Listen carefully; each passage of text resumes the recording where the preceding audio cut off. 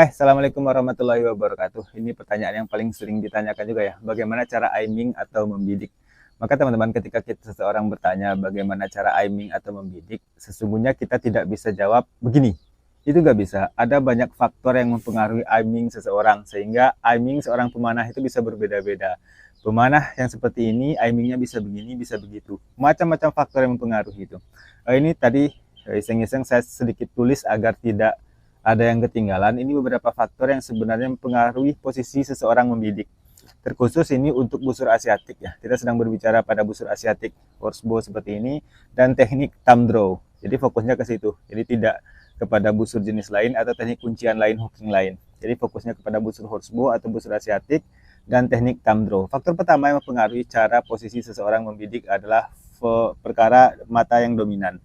Seseorang dengan mata dominan kanan, itu cara membidiknya akan berbeda dengan orang yang mata dominannya kiri. Lalu ada yang bertanya, kalau mata dominan kanan, bidiknya di mana? Mata dominan kiri, bidiknya di mana? Itu juga belum bisa kita jawab. Ada banyak faktor lain lagi. Yang kedua adalah kecocokan antara anak panah dengan busur. Ini juga merupakan faktor penentu di mana seseorang harus membidik. Karena anak panah yang berbeda, anggaplah ini busur yang sama, kemudian menggunakan anak panah yang berbeda, baik bobotnya atau spannya, itu hasil tembakannya akan berbeda, sehingga dibutuhkan aiming yang juga berbeda. Yang kedua itu kecocokan anak panah dengan busur. Yang berikutnya adalah tingkat kemiringan busur. Itu akan juga berpengaruh kepada posisi bidikan seorang pemanah. Ada orang yang ketika memanah posisi busurnya lurus, sedikit miring, atau miring seperti ini. Itu juga akan membuat posisi bidikan seseorang berbeda-beda dalam memanah. Yang berikutnya adalah posisi anchor, teman-teman. Posisi anchor. Orang yang anchornya nempel, orang yang anchornya berjarak seperti ini, itu akan berpengaruh kepada posisi aiming dia. Orang yang anchornya di sini nempel seperti ini, dengan anchor yang dijaga jarak seperti ini dari wajah, itu posisi aiming mereka mesti berubah. Karena kalau tidak, hasilnya akan berbeda. Yang berikutnya adalah genggaman dan cara rilis. Nah, genggaman dan cara rilis ini juga berpengaruh kepada posisi aiming seseorang. Seberapa kokoh seorang menggenggam, bagaimana pola genggam dia, bagaimana dia rilis. Apakah dia rilis dengan santai atau menggunakan katra dan sebagainya, itu juga akan berpengaruh kepada posisi aiming atau bidikan. Nah, di sini berfokus saya sebenarnya adalah bukan kepada anak panah yang ke atas atau ke bawah ya, melainkan anak panah yang ke kiri atau ke kanan. Jadi fokus bahasanya itu adalah kepada anak panah yang ke kiri atau ke kanan. Bagaimana aiming kita itu baiknya mengarahkan anak panah satu garis lurus dengan tembakan kita. Terlepas dia di atas atau di bawah target, itu lebih gampang untuk diperbaiki. Setidaknya dia sudah terlontar satu garis lurus. Yang susah diperbaiki itu adalah anak panah yang melenceng ke kiri atau ke kanan, itu lebih susah diperbaiki. Sehingga posisi aiming ini mesti betul-betul kita pahami. Jadi ketika ada orang bertanya, lalu bagaimana aimingnya? Ya tidak bisa dirunutkan.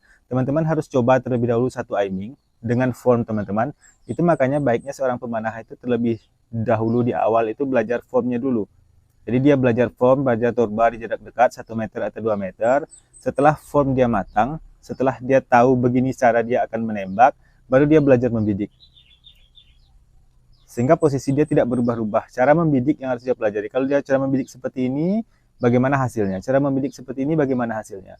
Itu baiknya seorang pemanah itu terlebih dahulu memanah di jarak yang dekat agar dia tahu bagaimana cara membidik, bagaimana form dia terlebih dahulu, baru mengetahui belajar cara membidik. Jadi faktor-faktor yang tadi yang saya sebutkan tadi itu sifatnya memang mempengaruhi gitu loh. Sehingga tidak terjadi perdebatan di tengah-tengah pemanah, karena pernah terjadian ketika saya menyebutkan bahwasanya pemanah dengan mata dominan kanan itu membidik di sisi kanan busur, saya bilang. Kemudian seorang pemanah protes, oh enggak, saya mata dominan saya kiri, tapi saya membidik di sebelah sisi kiri busur sini, kata dia. Kemudian ketika itu saya minta, coba memanah, coba perhatikan, saya pengen lihat formnya seperti apa. Tidak tahunya ini saudara kita, dia anchornya sangat jauh dari wajah. Jadi anchor dia kurang lebih di sini. Anchor dia yang bergeser itu menyebabkan aiming juga bergeser. Walaupun mata dominan dia kanan yang awalnya secara teori harusnya membidik di sini, efek dari anchor yang sangat jauh dari wajah membuat aiming beliau bergeser ke sebelah kiri busur. Nah, jadi posisi anchor mempengaruhi, posisi tingkat kemiringan busur mempengaruhi.